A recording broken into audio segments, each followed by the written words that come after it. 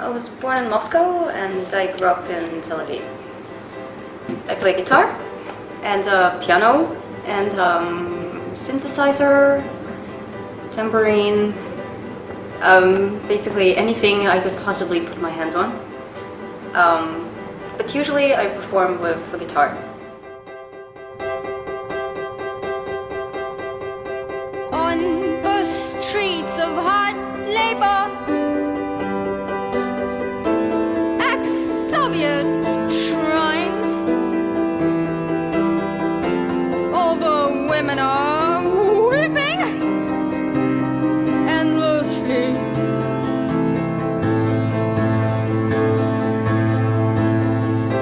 You can ask them what's happened. I started writing songs when I was about 11 years old and just recording it into little tapes. And then started getting instruments and more instruments and just trying to figure out how to play them.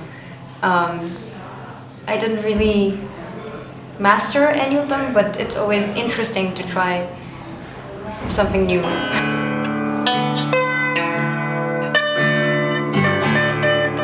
This one's good.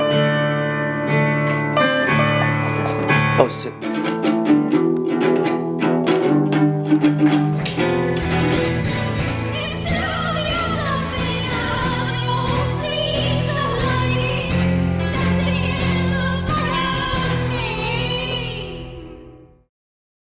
I think it's probably mostly just desperation.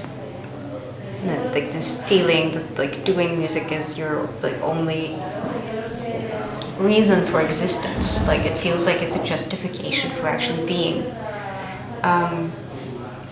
It's nothing poetic, it's just really existential.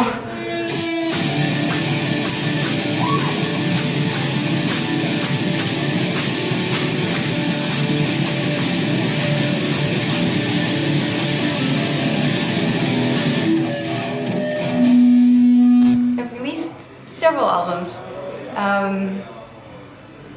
I would say that officially the first one came out in 2011, which is called War Songs. It was created when I moved to Berlin. It was kind of this recognition of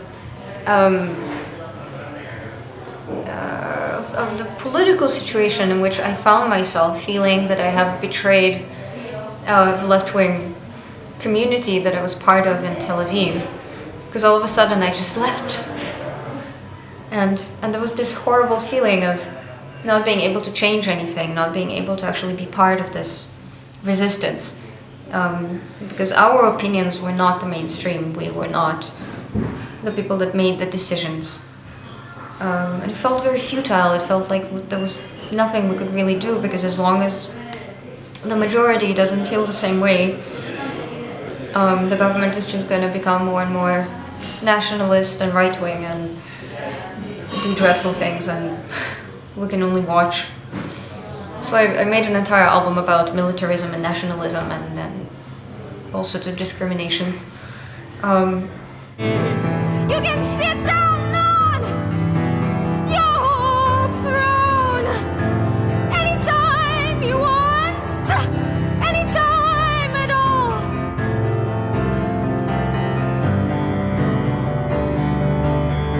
Well, they spit down on the likes of me, Charlie Lee, oh Charlie Lee. If you are creative and you have your own thoughts, it's more likely that most governments would actually try to kind of hinder you, and they would rather not have people like you expressing their opinions and kind of provoking other people to also think independently. Of course, every big discovery or invention or idea was made by a person who didn't go by the rule, but there definitely is an interest to keep people obedient and quiet and not think for themselves. So if you happen to think for yourself, your life will be a lot more complicated than the life of a person who would just accept what they're told and follow. And of course it's necessary for people to think independently, and of course if there's any sort of progress, it has to come from the outside, but the majority of society will generally stick to what's safe and convenient. Endlessly. Work, and now work. And the first album I got when I was I suppose it was in the 4th grade, I was 11 years old because I started school extremely early. I got the second Backstreet Boys album, which was called Backstreet's Back, and it has songs like Everybody. In fact, I haven't heard the album in like maybe how many years it's been. It's been a while. I haven't heard it. I bet it's dreadful, but kind of fascinating at the same time to sort of look back. And then I kind of did little steps towards discoveries of different genres and worlds, and so from extremely commercial pop music, it kind of went into little pockets of subcultures from different periods of time. And then one discovery led to another discovery and another, and it kind of just grew.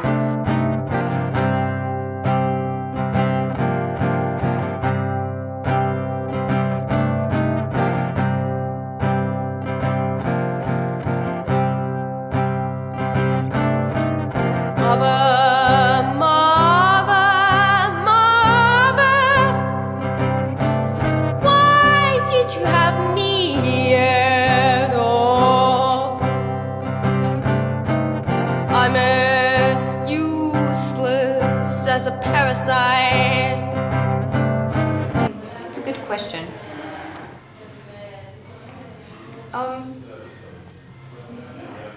Well, I feel like once you figured out how to make a living and actually be able to do what you do as a job and not have a job, you're kind of liberated. You're first of all your own boss. I can't imagine working for someone else. It doesn't mean that I work less hours. I probably work more hours than a person who works in an office job, because I have to take care of every little detail of what I do, and that consumes the entire day. So sometimes I would wake up extremely early and start doing emails, and then go to bed extremely late and still be doing emails. And then of course traveling, that's 24 hours a day. And of course, I don't get paid for the whole day, I only get paid for the show. I feel really privileged because I actually do only what I always wanted to do.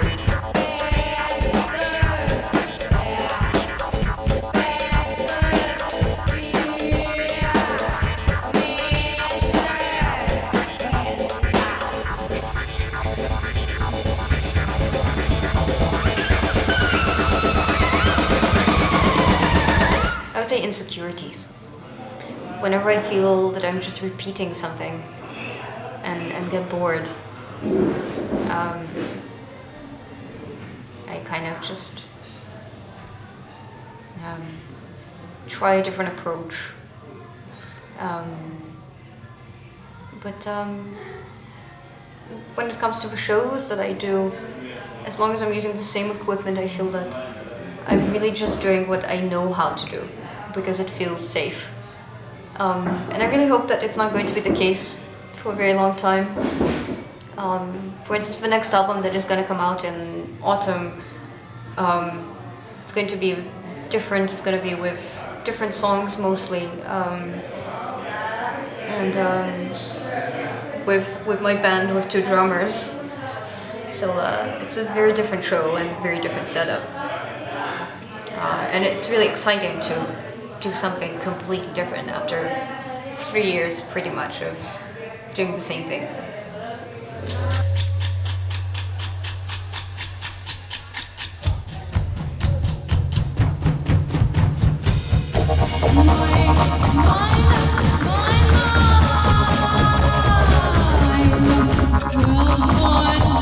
So many things I thought, so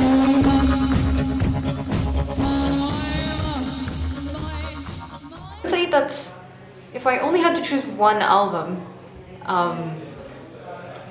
which I hope I will never have to do, but if I did, I would probably go with Brian Eno's Here Come the Warm Jets. Probably mentioned it a lot before. But you just kind of always discover something new in it. It has a lot of layers that you don't sonically notice, and some really strange lyrical ideas that you kind of are always surprised by. It's very unpredictable and unusual and interesting, and just keeps surprising you. It's sort of like a pretty impressive collection of songs and sounds. Baby's on fire, better throw her in the water. Look at her laughing. Recently I've released a double anthology of about 40 songs from the past 10 years that were all recorded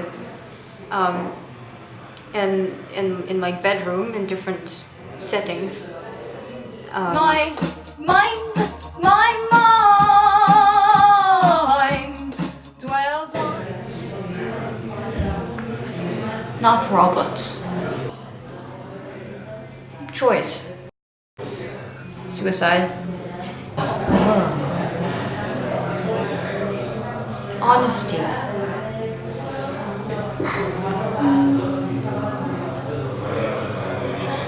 Conservative.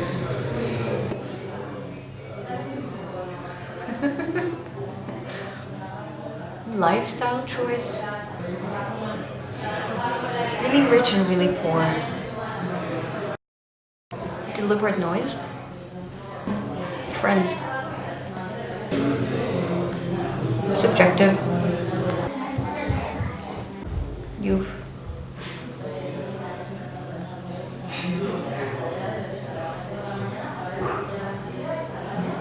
Weakness.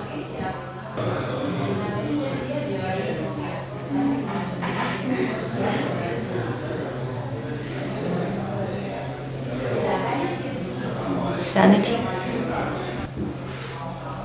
A person.